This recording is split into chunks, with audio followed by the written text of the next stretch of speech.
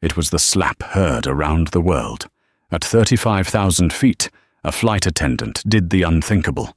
She slapped the son of the most powerful black billionaire in the tech industry. The cabin went deadly silent. The young heir smirked, wiped his lip, and made one phone call. 10 minutes later, the pilot announced an emergency landing. The plane was grounded. Everyone thought the flight attendant's life was over, that she would be crushed by wealth and power. But they forgot one thing. Sometimes, the person you treat like dirt holds the shovel that digs your grave. This isn't just a story about a slap. It's a story about the most brutal, satisfying karma you will ever witness. Buckle up. The fluorescent lights of JFK International Airport hummed with the manic energy of a Friday night. For Haley Bennett, a senior cabin crew member for Sovereign Air, the hum was usually white noise, a backdrop to the rhythm of her life. Check-in, briefing, boarding, service, landing. But tonight, the hum felt like a headache tightening behind her eyes. She adjusted the silk scarf around her neck, checking her reflection in the terminal window. She looked impeccable. The signature navy blue uniform perfectly pressed, her blonde hair pulled back into a tight, professional bun. But inside, she was fraying. Her phone buzzed in her pocket. It was another notification from the hospital billing department. Her father's surgery was scheduled for Tuesday, and she was still $2,000 short. This flight to Dubai, a long-haul run in the ultra-exclusive Royal Class cabin, was supposed to be her salvation. The overtime and the potential tips from high-net-worth passengers were the only things keeping her afloat. "Haley, you okay?" Haley turned to see Liam, the purser for the flight. He was a sturdy man with a kind face and 20 years of flying under his belt. "I'm fine, Liam," she lied, flashing the practiced smile that flight attendants wore like armor. "Just thinking about the flight time. It's going to be a long one." "Full house in Royal Class tonight," Liam warned, glancing at his tablet. "And we have a VIP, a VVIP." Haley raised an eyebrow. "Who? A politician? Movie star?" Liam lowered his voice, leaning in. "Dante Bishop." Haley's stomach dropped. She didn't follow celebrity gossip religiously, but everyone knew the Bishops. Luther Bishop was a titan of industry, a black billionaire who had built a logistics and shipping empire from the ground up. He was respected, feared, and known for his philanthropy. His son Dante, however, was known for crashing Lamborghinis and getting banned from nightclubs in Ibiza. "Great," Haley sighed. "The Prince of Chaos." "Just keep his glass full and his ego stroked," Liam advised, patting her shoulder. "We land in Dubai. You get your bonus. Everyone goes home happy." As they made their way to the aircraft, a pristine Boeing 777-300ER, outfitted with the new Sky Suites, the atmosphere at the gate was already shifting. The regular passengers were waiting patiently in the economy lanes, but near the first-class priority lane, there was a commotion. A small entourage had arrived. In the center of it stood Dante Bishop. He looked exactly like his Instagram photos. Tall, handsome in a sharp, predatory way, wearing a limited-edition designer tracksuit that cost more than Haley's car. He was wearing dark sunglasses indoors, and he was currently shouting at the gate agent. "I don't care what the weight limit is," Dante barked, his voice carrying over the quiet murmurs of the crowd. "It's a Louis Vuitton trunk. It doesn't go in the hold with the garbage.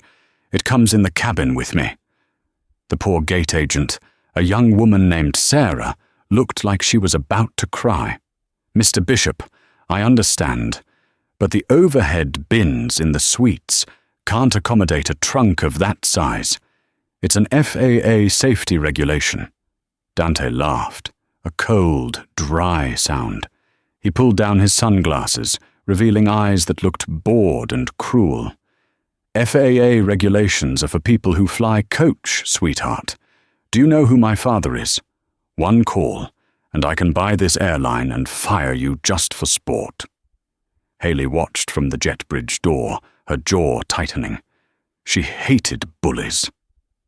"Let me handle it," Liam whispered, stepping forward.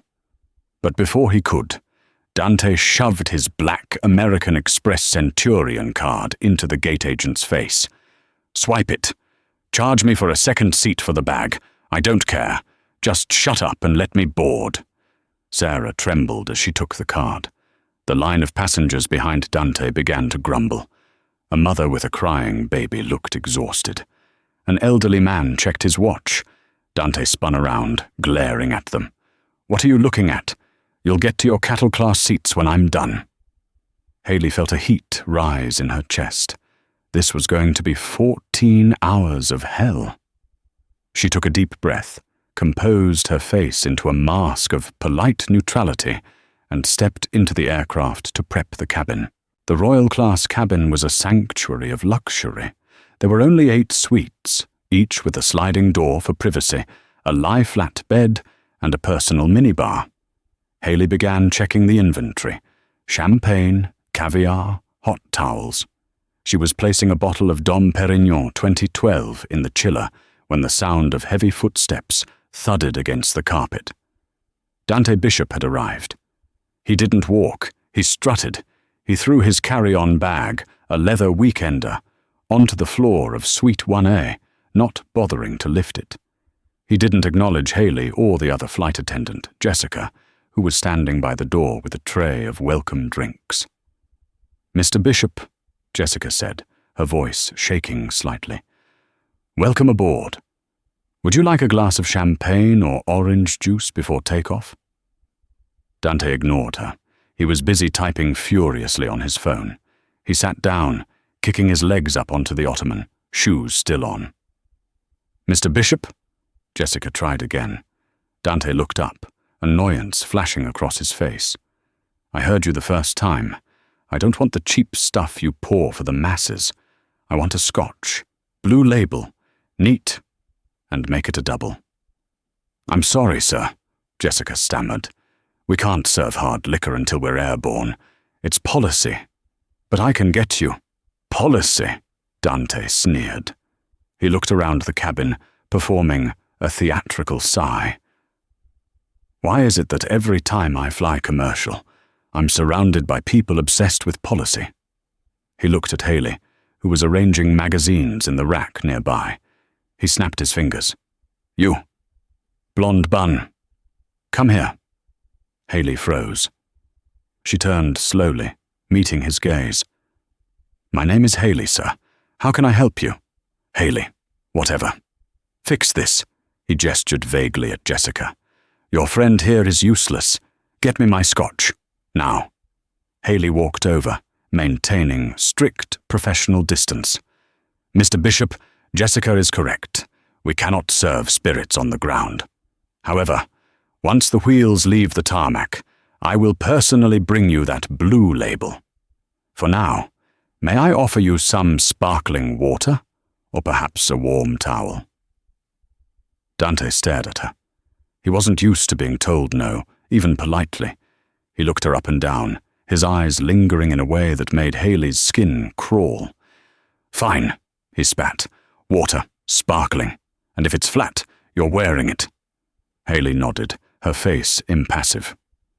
"Right away, sir." As she walked back to the galley, she caught Liam's eye. He gave her a sympathetic grimace. They both knew the truth. The turbulence on this flight wasn't going to come from the weather.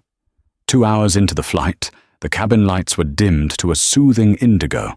Most of the Royal Class passengers were asleep or watching movies. The elderly man in 2A was reading a book. A tech CEO in 1F was typing quietly on a laptop. But in Suite 1A, the party was just getting started. Dante had consumed 3 double scotches in the first 90 minutes. He had the volume on his entertainment system turned up loud enough that sound leaked through his noise-cancelling headphones. He was laughing loudly at a comedy special, oblivious, or indifferent, to the fact that others were trying to rest. Haley was in the galley, preparing the mid-flight snack service. "He's rang the call bell 5 times in 10 minutes, Jessica whispered, looking near tears. "He told me I walk too loudly. How do you walk too loudly on carpet?" "Go take your break, Jess," Haley said softly. "I'll handle him." "Are you sure? Go, sit down, eat something." Haley straightened her blazer and walked out into the aisle. The call light above 1A was blinking furiously. She approached the suite. Dante's privacy door was open. He had spilled nuts all over the pristine leather seat and the floor. "Mr. Bishop," Haley said softly. "You rang?" Dante looked up, his eyes glassy and bloodshot. The charm of the wealthy air was dissolving, replaced by the sloppy belligerence of a drunk. "About time," he slurred. "I'm hungry. I want the steak." "I'm afraid the meal service concluded an hour ago, sir," Haley explained patiently. "However, I have a lovely selection of warm sandwiches, a cheese platter, or I can heat up a soup for you." "I don't want a sandwich," Dante snapped, slamming his hand on the armrest. "I paid $15,000 for this seat. If I want a steak, you go back there and you cook me a steak." "We don't have the facilities to cook raw meat on board, Mr. Bishop. The meals are preloaded." "Then find one," he demanded. "Go check the pilot's meal, or first class. Take it from someone else." "I cannot take food from another passenger, sir." Dante unbuckled his seatbelt and stood up. He swayed slightly, towering over Haley. He was a big man, over 6 feet tall, and the confined space of the aisle made him feel even larger. "Do you know who you're talking to?" he hissed, stepping into her personal space. The smell of expensive scotch and aggression radiated off him. "I'm a bishop. We don't eat sandwiches." "Mr. Bishop, please lower your voice," Haley said, her voice firm but low. "You are disturbing the other passengers." "I don't give a damn about the other passengers," Dante shouted. The tech CEO in 1F lowered his headphones and looked over. "Hey, buddy, keep it down, will you?" Dante spun around. "Shut up, geek, or I'll buy your company and dissolve it tomorrow." He turned back to Haley, his face twisting into a sneer. He reached out and grabbed her arm. His grip was tight, painful. "You think you're better than me, huh?" he sneered. "Just a glorified waitress in the sky." "Sir, take your hand off me," Haley said, her voice icy. She didn't pull away violently, trained to de-escalate, but her eyes flashed with warning. "Or what?" Dante challenged. He squeezed harder. "You'll tell the pilot? I own the pilot." He grabbed the glass of water sitting on his console, the sparkling water she had served him earlier, and with a flick of his wrist, splashed it directly into Haley's face. The cold liquid shocked her. It dripped down her nose, soaking into her collar, ruining her makeup. The cabin went silent. The CEO in 1F stood up. Liam was running from the back galley. Dante laughed. "Oops, looks like you needed a shower anyway. You look tired, waitress." He raised his hand again, this time reaching toward her face, perhaps to tap her cheek, perhaps to grab her chin, a gesture of ultimate disrespect. "Clean it up," he commanded. Something inside Haley snapped. It wasn't just the water. It wasn't the insult. It was the entitlement. It was the memory of her father working double shifts until his back gave out, while boys like this treated the world like their personal playground. It was the absolute, undeniable realization that this man saw her not as a human being, but as an object. She didn't think. She reacted. Her right hand moved in a perfect high-velocity arc. Crack! The sound was like a gunshot in the pressurized cabin. Haley slapped Dante Bishop across the face with such force that his head snapped to the side. His sunglasses flew off the console. Dante stumbled back, falling into his seat. He looked up, his hand cupping his cheek, eyes wide with genuine shock. He had never been hit in his life. Not by a man, and certainly not by the help. Haley stood there, chest heaving, water dripping from her chin. She was trembling, but she didn't look down. "Do not," she said, her voice shaking with rage, "ever touch me again." For 3 seconds, there was absolute silence. The only sound was the hum of the engines. Then Dante's shock morphed into a cold, terrifying smile. He didn't yell. He didn't lunge at her. He slowly wiped the corner of his mouth. He reached into his pocket and pulled out his phone. It was a customized satellite phone, capable of making calls from anywhere in the world. "You made a mistake, Haley," he said quietly. "A very expensive mistake." He dialed a number. "Dad?" Dante said into the phone, his eyes locked on Haley's. "Yeah, it's me. I'm on the flight. I've just been assaulted, physically assaulted by a crew member. Yeah, she slapped me. I'm bleeding. I feel unsafe. I want the plane down. Now." He paused, listening. Then he smiled, a smile that promised destruction. "Okay, thanks, Dad." He hung up and looked at Haley. "Better start looking for a cardboard box to live in," he whispered. The intercom chimed. "Cabin crew, this is the captain." The pilot's voice crackled, sounding tense. "Please prepare the cabin. We have been ordered by air traffic control to divert immediately. We are grounding the plane in Gander." Haley felt the blood drain from her face. Gander, Newfoundland, the middle of nowhere. She had just grounded a Boeing 737. The atmosphere in the cabin shifted from tense to suffocating. The announcement of the diversion hung in the air like toxic smoke. For a commercial airliner to divert, especially a long-haul flight destined for the Middle East, meant burning thousands of gallons of fuel, missing connecting flights for hundreds of passengers, and incurring massive fines.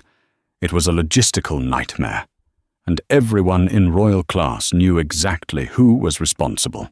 Dante Bishop sat back in his seat, the smirk never leaving his face. He picked up his sunglasses from the floor, wiped them on his shirt, and put them back on, despite the dim cabin lighting. He looked like a king watching an execution he had ordered just to pass the time. "You see that?" Dante called out, his voice cutting through the hum of the engines. He pointed a finger at Haley, who was standing frozen near the galley, a towel in her hand. "That is the sound of your career dying. Do you hear the engines spooling down? That's the sound of you becoming unemployable." Haley felt like the floor was tilting beneath her feet, and it wasn't just the plane banking hard to the left. Her hands were shaking so violently she had to grip the counter to steady herself. Gander. They were landing in Gander. Liam rushed to her side, his face pale. "Haley, go to the crew rest area. Sit down. I'll deal with this." "I can't," she whispered, her voice cracking. "If I hide, it looks like guilt. I did my job, Liam. He touched me. He assaulted me first." "It doesn't matter who started it," Liam hissed, glancing fearfully at Suite 1A. "That is Luther Bishop's son. Do you know who sits on the board of directors for Sovereign Air? Friends of Luther? This isn't a dispute, Haley. It's a slaughter." The plane shuddered as it hit the thicker air of the lower altitude. The fasten seatbelt signs chimed aggressively. In Suite 1F, the tech CEO, a man named Mark Sterling, who ran a cybersecurity firm in Silicon Valley, took off his headphones. He had been watching the entire exchange silently. He looked at Dante, then at Haley. He didn't say a word, but his fingers were moving rapidly on his phone, typing a note. "Excuse me." The shout came from 2A. The elderly man, Mr. Henderson, slammed his book shut. "Young man, are you telling me we are landing in Canada because you got your feelings hurt?" Dante spun around. "Shut up, old man. She assaulted me. It's a security threat. I don't feel safe flying with a violent crew member." "You're a petulant child," Henderson snapped. "I have a heart condition. The stress of a diversion—" "Not my problem," Dante interrupted, turning back to his screen. Sue the airline. My dad has better lawyers than you anyway." The cockpit door opened, and Captain Mills stepped out. He was a man of few words, an ex-Air Force pilot with steel-grey hair. He looked furious. He didn't look at Haley. He walked straight to Dante's suite. "Mr. Bishop," Mills said, his voice tight. "Operations Control has ordered this diversion based on your father's direct communication with our CEO. I want you to know that I am noting in my log that the flight crew did not request this. The aircraft is secure." Dante laughed, swirling the ice in his empty glass. "Captain, the aircraft isn't secure until the trash is taken out. Are we on the ground yet?" Mills's jaw tightened. He looked like he wanted to drag Dante out of the emergency exit himself. But he knew the politics. He turned to Haley. His eyes softened just a fraction. "Bennett, jump seat. Now. We're engaging a rapid descent. It's going to be bumpy." Haley nodded, numb. She walked past Dante to get to her jump seat near the door. As she passed him, he leaned out and whispered, just loud enough for her to hear. "I hope your dad has good health insurance. Oh wait, he won't, because you're fired." Haley's heart stopped. How did he know? She hadn't mentioned her father. Then she realized he must have heard her talking to Liam earlier, or perhaps he had accessed her personnel file. The reach of the Bishop family was terrifying. She strapped herself in, facing the rear of the plane. She stared at the bulkhead, trying to hold back tears. She thought of her father, lying in a hospital bed in Chicago, waiting for the surgery she was supposed to pay for. She thought of the rent due on the 1st. She thought of the 7 years she had given to this airline, the missed birthdays, the holidays spent in hotels, the endless smiles she gave to rude strangers. And it was all gone, because of a splash of water and a bruised ego. The plane dropped. The engines roared in reverse thrust before they even touched the ground, acting as air brakes. The descent was aggressive. Outside the window, the pitch-black sky gave way to the desolate, snowy lights of Newfoundland. Gander International Airport was a place of history, the refuge for planes during 9/11. But tonight, it looked like a prison. The runway lights rushed up to meet them. Thud! The landing gear hit the tarmac hard. The plane shook violently, then decelerated, throwing everyone forward against their belts. Haley closed her eyes. "Please let this be a nightmare," she prayed. "Please let me wake up in my bed." But when the plane slowed to a taxi, the reality set in. They weren't at a gate. They were being directed to a remote stand, far away from the terminal, and flashing through the small porthole window, Haley saw the distinctive red and blue lights of police cruisers. Dante saw them too. He clapped his hands. "Showtime." He grinned. The cabin door opened, letting in a blast of freezing sub-zero air that cut through the climate-controlled luxury of the Royal Class cabin. The mobile stairs had been attached. 3 officers from the Royal Canadian Mounted Police, RCMP, boarded the aircraft. They were big men in heavy yellow reflective jackets, their breath pluming in the cold air. The lead officer, a constable named Graves, stepped into the galley. He looked tired. "Who is the captain?" Graves asked. Captain Mills stepped forward. "I am." "Captain Mills, we were ordered to divert due to an alleged passenger assault involving a crew member." "Alleged?" Dante's voice rang out. He unbuckled his seatbelt and stood up, holding his cheek. He had rubbed the spot where Haley slapped him until it was red and blotchy. It looked worse than it actually was. "Officer, over here. I'm the victim." Constable Graves looked at Dante, then at the captain. "Sir, please remain seated." "I want to press charges," Dante demanded, walking toward the police, ignoring the instruction. "She attacked me, unprovoked. Look at my face. I'm Dante Bishop. My father is Luther Bishop. I demand she be arrested immediately." Graves held up a hand. "Sir, sit down. Now, this is Canadian soil. I don't care who your father is. You follow my instructions."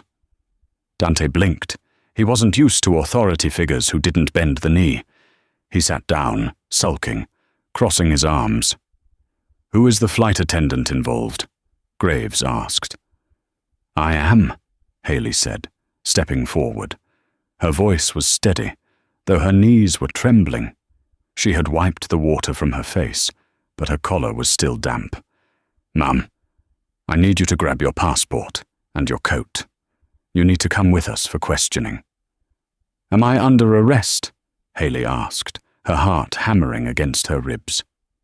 "Detained for investigation," Graves said diplomatically. "We need to get statements from everyone, but we can't do it here. The airline wants the plane to refuel and leave. You, however, are coming off." "She's a danger to the public," Dante shouted. "Cuff her." Liam stepped in front of Haley. "Officer, this is insane. That man threw a glass of water in her face. He grabbed her. She acted in self-defense." "That's a lie," Dante screamed. "She's lying. I asked for a napkin, and she went psycho." Graves looked between them. "We will take statements from the witnesses, but right now, the accused comes with us." Haley grabbed her purse and her heavy winter coat. As she walked down the aisle, she felt the eyes of the passengers on her. Some looked sympathetic. The mother with the baby gave her a sad smile, but others looked annoyed, blaming her for the delay. As she passed Suite 1A, Dante leaned out. He held up his phone. He was recording her walk of shame. "Say goodbye to the high life, honey," he sneered. "I'm going to make sure you never even work at a McDonald's. I'm going to sue you for every penny you don't have." Haley paused. She looked at him, really looked at him. "You have money, Dante," she said quietly. "But you are the poorest man I have ever met." Dante's smile faltered for a second, confused by the lack of fear in her eyes. Then he scoffed. "Get off my plane." Haley walked out into the freezing wind. The metal stairs were slippery with frost. She descended to the tarmac, where an RCMP cruiser was waiting. She was placed in the back seat. It wasn't a cage, but it felt like one. Back on the plane, the atmosphere remained toxic. "Okay," Graves said to the remaining crew. "I need statements. Who saw the incident?" "I did," said Jessica, the junior flight attendant. She was shaking. Dante glared at her, a silent threat in his eyes. "Speak, and you're next." Jessica swallowed hard. "I was in the back galley. I didn't see the start of it." Dante smirked. He had terrified her into silence. "I saw it," said the tech CEO, Mark Sterling, from Suite 1F. He stood up, adjusting his glasses. Dante whipped his head around. "You didn't see anything, Four Eyes. You were watching a movie." "Actually," Sterling said, his voice calm and precise, "I had my headphones off.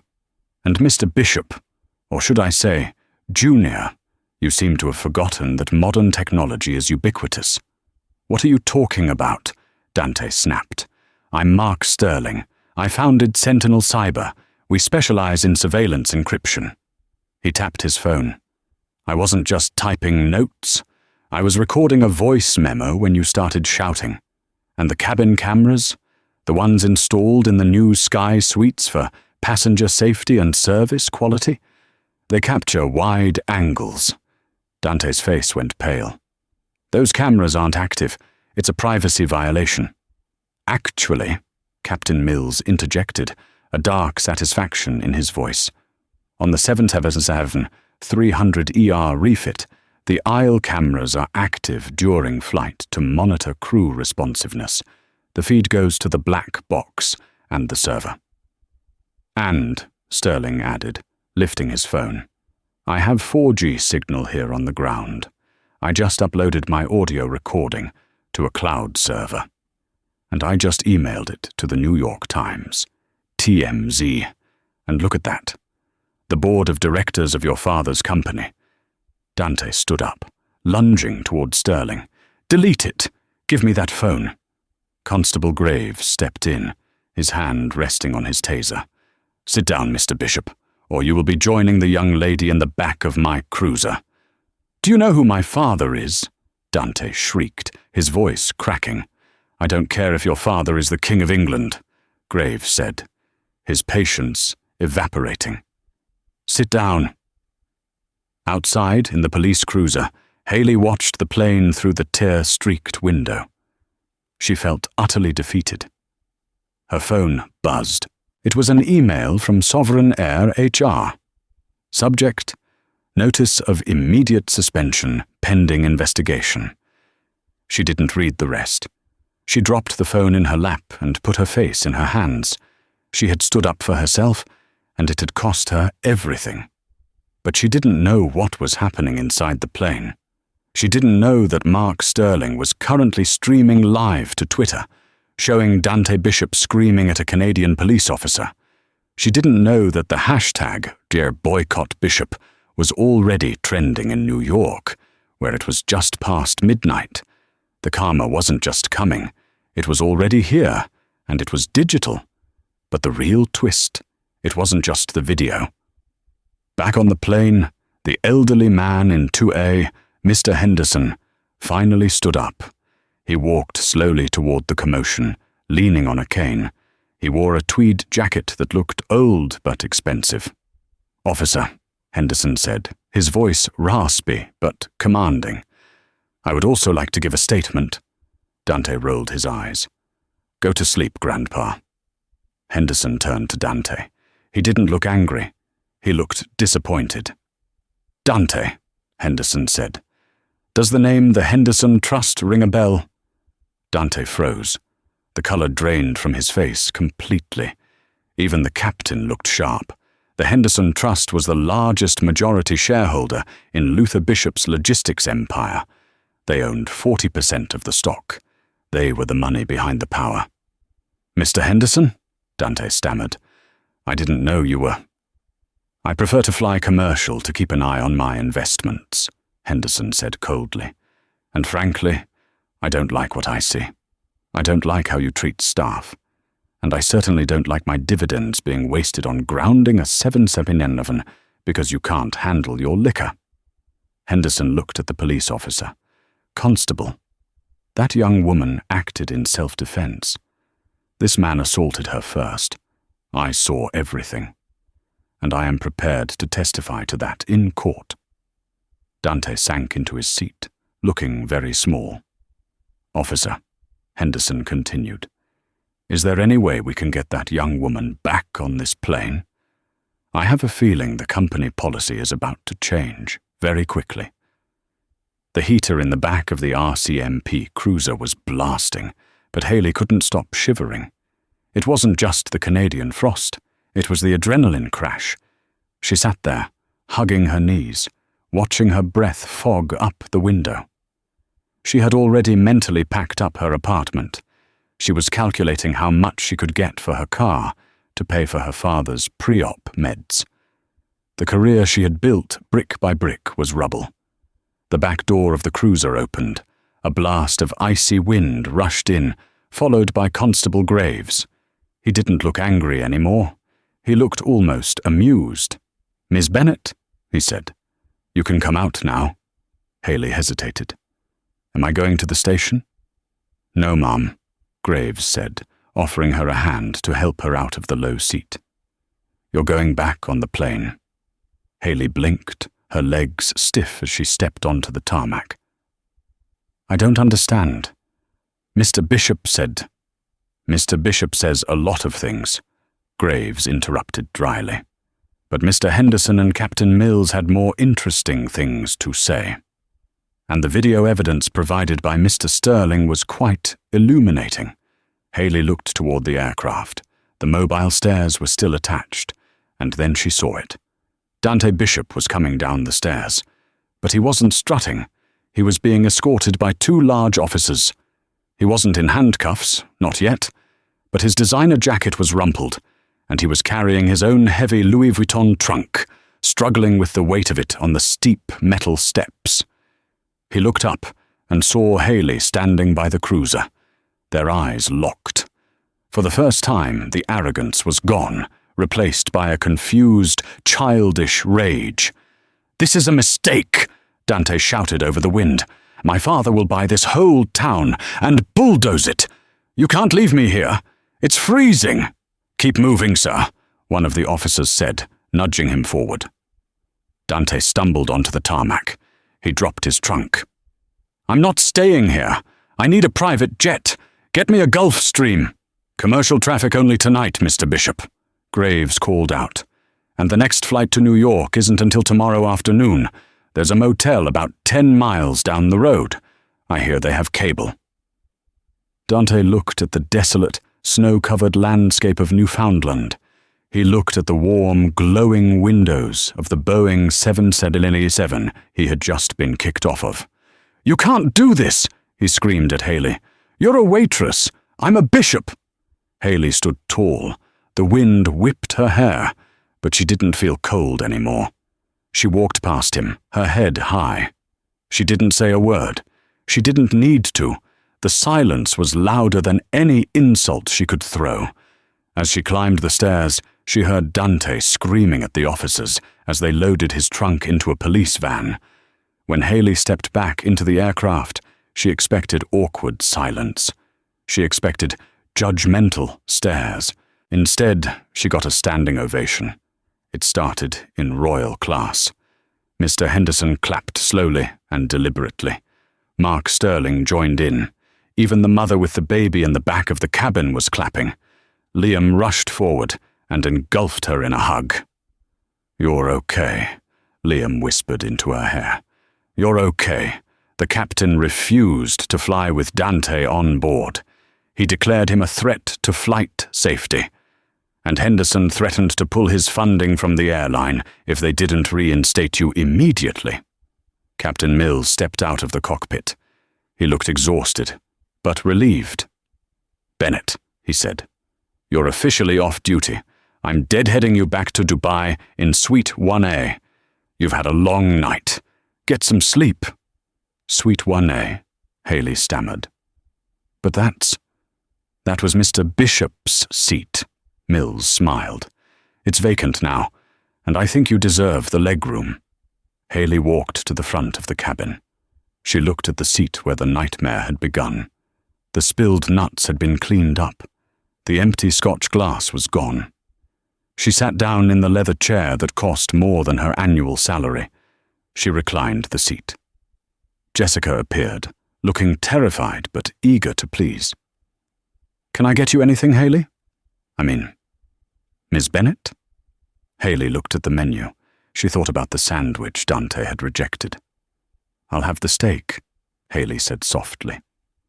"And a glass of the blue label." Neat. As the plane taxied back to the runway, leaving the son of a billionaire shivering in a Canadian police station, Haley took a sip of the scotch. It burned, but it tasted like victory. But she knew this wasn't over. Dante was just a soldier. The king was still in New York, and Luther Bishop did not lose gracefully. 36 hours later, the world was a different place. Haley was back in her small apartment in Queens. She hadn't slept since landing in Dubai and immediately catching the return leg home. She was running on caffeine and anxiety. Her phone had been ringing non-stop. Reporters, lawyers, friends she hadn't spoken to in years. She had turned it off. She sat at her kitchen table, staring at the front page of the New York Post. Air Rage Air grounded. The photo was a blurry still from Mark Sterling's video. It showed Dante screaming, his face contorted in ugly rage, while Haley stood calm and professional. The subheadline read, "Flight Attendant Hero Stands Up to Billionaire Bully." The internet had done its work. The hashtag Yitka Stand with Haley had 3 million mentions. A GoFundMe page, set up by a stranger to cover her legal fees, had already raised $50,000. But Haley knew that internet fame was fickle. It wouldn't stop a lawsuit. and it certainly wouldn't stop Luther Bishop. A knock on the door made her jump. She looked through the peephole. It wasn't a reporter. It was a courier in a suit. She opened the door a crack. Yes? Haley Bennett? Yes. Package for you. Hand delivered. Sign here. He handed her a thick, cream-colored envelope with the Sovereign Air logo embossed in gold. Haley's hands shook as she tore it open. It was a summons. Not to court, but to the corporate headquarters of Bishop Enterprises in Manhattan. Mr. Luther Bishop requests your presence at 10 miles a.m. tomorrow regarding the incident on Flight 882. It wasn't a request. It was an order. This is it, Haley whispered to the empty room. They're going to crush me in person. The next morning, Haley wore her best civilian suit, a charcoal grey blazer and slacks. She took the subway to Manhattan, surrounded by people reading about her on their phones, none of them recognizing the woman in the sunglasses standing in the corner. Bishop Tower was a monolith of glass and steel that pierced the sky. The lobby was silent and intimidating. When Haley gave her name at the security desk, the guard's eyes widened. They're expecting you, Miss Bennett. Top floor. The executive boardroom. The elevator ride took a full minute. Her ears popped. When the doors opened, she wasn't met by a receptionist. She was met by Mark Sterling. Mark, Haley gasped. What are you doing here? Mark smiled, adjusting his glasses. I told you, Haley. I specialize in surveillance and security. Luther hired me this morning to audit his son's digital footprint. Also, I'm here as your witness. I told them I wouldn't let you walk into the lion's den alone. Thank you, Haley breathed, feeling a weight lift off her chest. Don't thank me yet, Mark said grimly. It's a bloodbath in there. He pushed open the double mahogany doors. The boardroom was massive. A long table stretched across the room, offering a panoramic view of Central Park. At the head of the table sat Luther Bishop. He was an intimidating man, broad-shouldered with a shaved head and eyes that looked like they could cut glass. He was wearing a three-piece suit that cost more than Haley's entire education. To his right sat a team of lawyers. To his left, looking like a scolded puppy, sat Dante. Dante looked terrible. He was unshaven, wearing a hoodie, and his eyes were red. He glared at Haley as she walked in, but he didn't say a word. Miss Bennett, Luther Bishop said. His voice was a deep rumble. He didn't stand up. Sit down. Haley sat at the opposite end of the table, flanked by Mark. I have seen the video, Luther started, his fingers drumming on the polished wood. I have read the police report from Gander. I have spoken to Mr. Henderson, who owns 40% of my company. He paused, the silence stretching out until it was painful. My son tells me you provoked him, Luther said, staring at her. He says you were disrespectful. He says you assaulted him. Haley took a deep breath. With all due respect, Mr. Bishop, your son is a liar. He threw water in my face. He grabbed me. I defended myself. Liar! Dante shouted, slamming his fist on the table. Dad, she's lying. Look at the internet. They're ruining my reputation. Your reputation? Luther said softly. He turned his head slowly to look at his son. You think you have a reputation? The temperature in the room seemed to drop 10 degrees. You are a 30-year-old man who still carries a trunk of toys onto a plane, Luther said, his voice rising. You are a leech, Dante. I built this company from nothing. I crawled through mud to get here. And you? You think because you have my last name, you are a king? Luther stood up. He picked up a remote and pointed it at a screen on the wall. A graph appeared. A red line was plummeting downward. This is our stock price since yesterday morning, Luther roared. We have lost $400 million in market cap because you couldn't eat a sandwich, because you had to humiliate a working woman. Dante shrank back in his chair. Dad, I can fix it. Fix it, Luther laughed, a harsh, mirthless sound. "Mr. Henderson called me this morning. He gave me an ultimatum. Either you are removed from the board and stripped of your executive title, or he dumps his stock and bankrupts us." Luther turned back to Haley. His expression softened, just a fraction. "Miss Bennet, I am a ruthless man. You don't get to be a billionaire by being nice. But I am also a man who respects work. I respect the grind." He slid a folder across the long table. It stopped right in front of Haley. "Open it." Haley opened the folder. Inside was a check. The amount made her dizzy. It was for $500,000.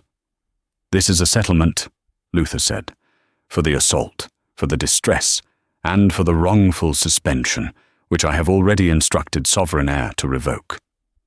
Haley stared at the numbers. This would pay for her dad's surgery. It would pay off the mortgage. It would change her life. "There is one condition," Luther said. Haley looked up, wary. "What is it?" "You don't sign a non-disclosure agreement," Luther said. Haley blinked. "I don't?" "No." Luther smiled, a shark-like grin. "I want you to tell the story. I want you to go on every talk show. I want everyone to know exactly what happened."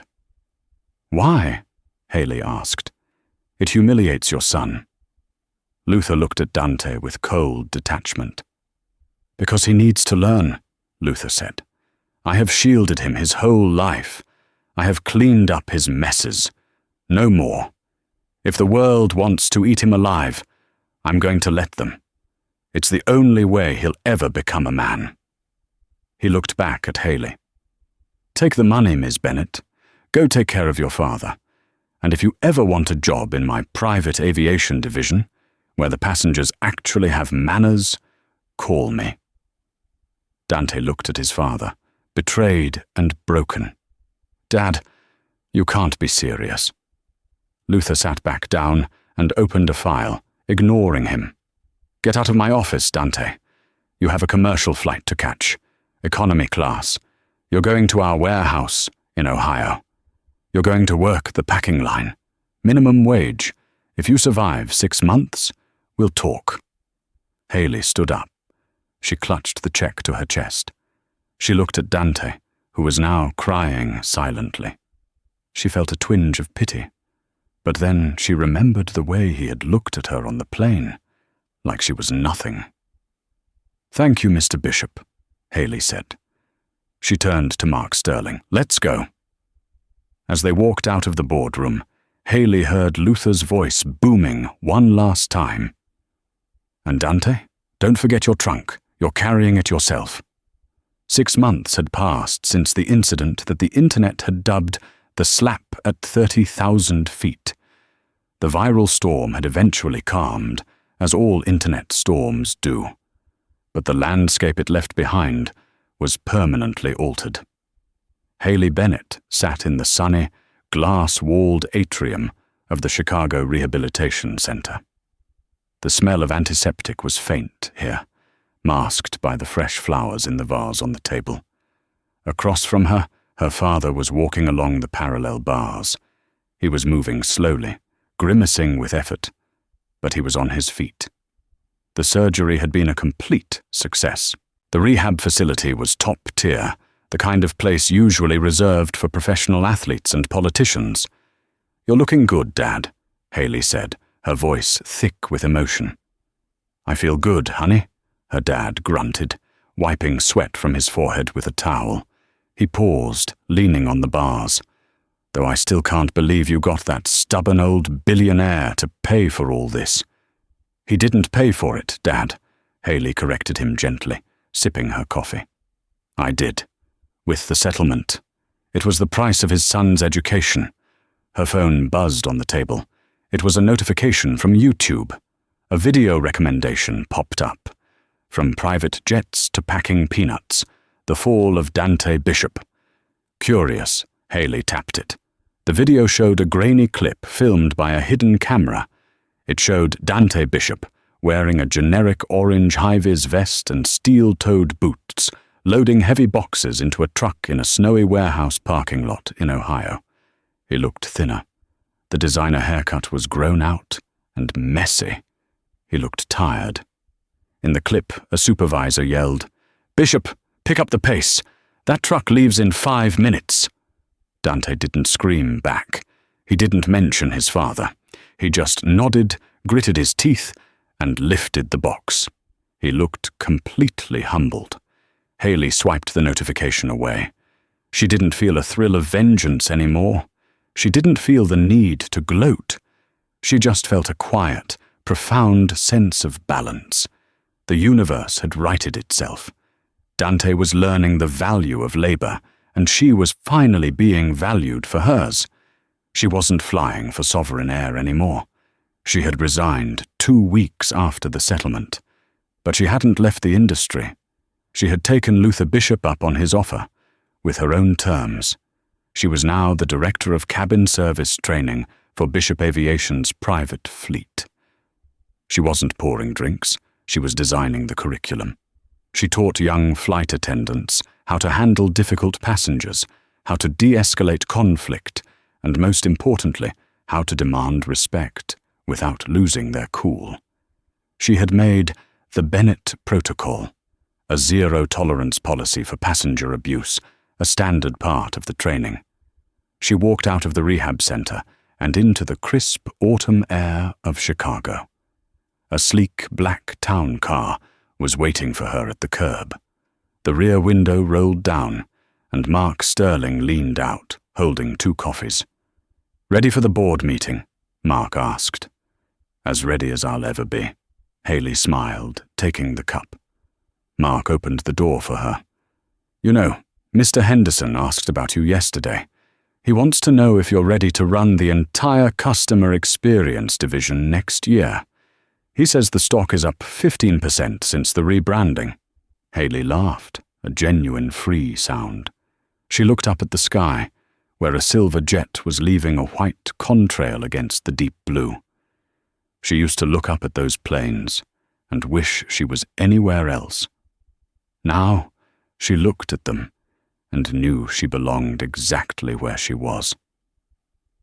"Let's take it one flight at a time, Mark," she said. She got into the car, and the door closed with a solid, expensive thud. She wasn't just a passenger in her own life anymore. She was the pilot. And that, ladies and gentlemen, is how you handle a bully. Haley Bennett didn't just win a settlement. She won her dignity back and taught a lesson that money can't buy. Dante Bishop learned the hard way that the higher you fly, the harder you fall, especially when you forget that the people serving you are the ones keeping you in the air. It's a powerful reminder to everyone watching. Treat people with respect, no matter who they are or what job they do. You never know when the tables might turn, or who might be recording. If you enjoyed this story of high-flying justice and brutal karma, please smash that like button. It really helps the channel grow. Don't forget to subscribe and hit the bell icon so you never miss a story. And I want to hear from you in the comments. What would you have done if you were in Haley's shoes? Would you have taken the money, or would you have pressed charges? I read every comment. Thanks for watching, and see you in the next video.